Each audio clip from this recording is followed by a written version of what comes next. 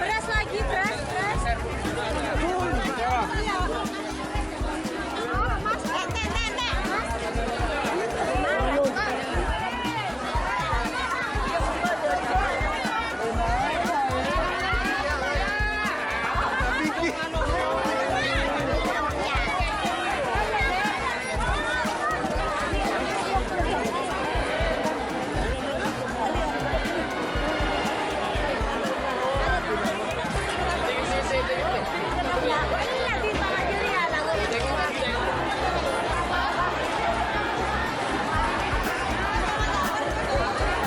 Mas, minyak goreng, saya melihat bahwa minyak kita ini memang stoknya di berbagai pasar sedang menipis.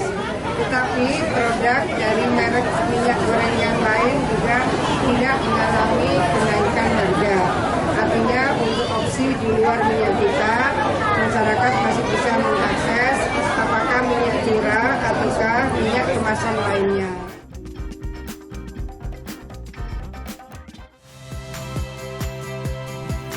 Saya Yasir Neneama. Saksikan program-program Kompas TV melalui siaran digital, pay TV, dan media streaming lainnya. Kompas TV, independen, terpercaya.